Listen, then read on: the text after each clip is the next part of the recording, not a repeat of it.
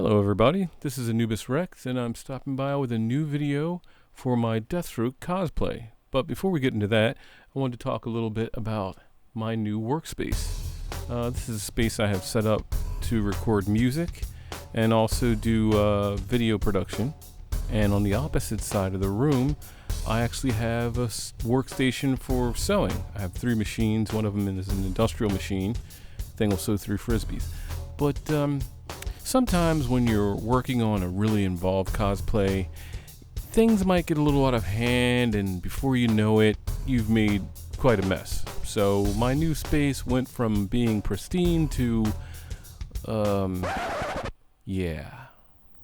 Maybe I should take a break for a little while and, I don't know, maybe like clean up a little bit before I start on the next part. You know, sometimes you might make a little bit of a mess. I mean, you know, but that's how stuff gets done, right? This is the sword that Deathstroke uses for his Arkham Origins armor, and I really like the design. The only problem is the tip is so pointy that even if it was made out of paper, you could put someone's eye out. So I changed the length and geometry of the blade a little bit so that it's easier to draw and a little less dangerous. The sword's blade is made from a piece of 1-inch PVC pipe.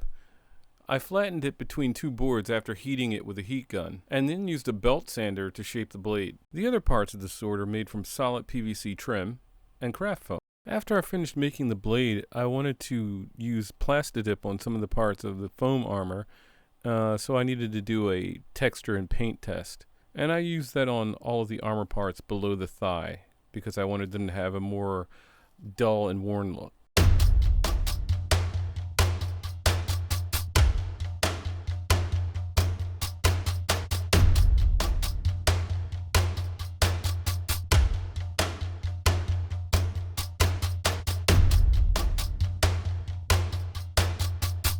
The rest of the armor is foam coated in urethane plastic. The urethane comes in a AB solution that are mixed together in equal parts, and then it cures to a hardness in 5 minutes. Depending on how many times or how long you stir this solution, it will cure faster. So if you need more work time, you want to stir it a little bit less, and then you'll have more time to smear it on or whatever you're going to do with it before it starts to cure, because then you can't do anything with it. It almost looks like wet Elmer's glue. But believe it or not, it is in fact urethane plastic. And though it looks wet, it's actually dry. But that drip is driving me nuts, so I'm going to sand it off.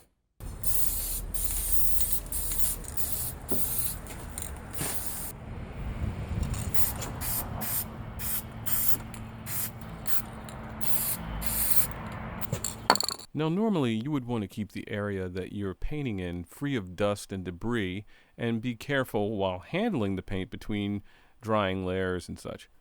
I'm going to do the exact opposite, because I know that anything I do to munge up the paint job at this stage is only going to make it easier to make battle damage later.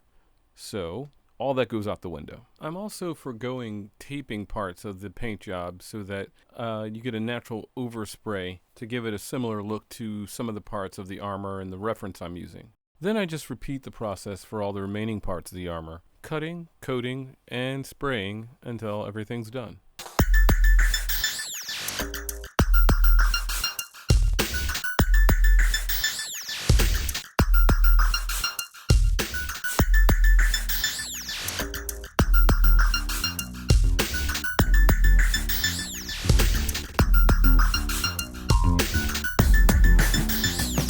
Just to give you an idea of what stuff looks like when it's dry, this is part of the shoulder armor, and I did the same treatment on this with the urethane, and I mean, this is literally the cheapest paint I could buy. It was like $1.64 a can, and you can see how glossy it looks, but that's actually not so much the paint as it is the actual plastic that's on top of the foam. So it's a pretty decent look, and as I said before, you know, munging up the paint job really helps later to make it look like worn metal. I like the idea of having a sort of exposed carbon fiber look to the one side of the helmet, but there were other things about this helmet that I didn't like, so I decided to use a Pepakura file. I used Pepakura Designer to print out the files I got from the RPF website, or the Replica Prop Forum. I will put a link in the description, and if you go there and download something, try helping the guy out by donating a little bit, because it takes a long time to unwrap all these files, and he does an excellent job. I printed out the helmet parts and then transferred them onto 6mm foam, cut out the parts, and then started gluing them together. If you want to know how to do this, just look on YouTube for Pepakura to foam and you'll find some pretty good tutorials.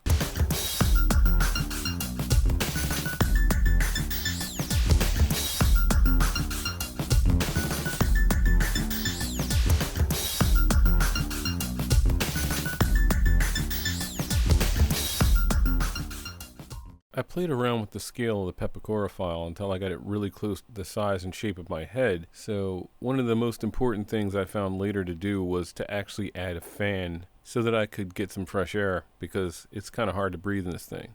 I used a fan from the chipset of an old motherboard and then wired up power supply and a switch to turn it on and off. Now I know Deathstroke normally has a Desert Eagle for his main sidearm, but I wanted to be a little different, so I got this thing and figured, I'll modify it. So I made a holster for it with, the sight and the flashlight on here, and it turned out to be this ugly ass thing. That was the only way I could fit it in there. And after a while, I hated it so much that I contemplated getting a different gun. And then I thought, well, maybe I'll just modify the gun and then make a new holster. And this is what I came up with. I think this is considerably better, and I don't feel like I need to vomit when I look at it. I custom made all the belts and connectors for the holster and the leg rigs. And for this, it was necessary to use a sewing machine. It's really not that scary once you get the hang of it, and you can't glue everything, so not a bad thing to learn how to do. The belt pouches were another issue. All the ones I found online were huge, and they were also a bit pricey. So I ended up making my own from scratch. Once again, knowing how to sew comes in handy.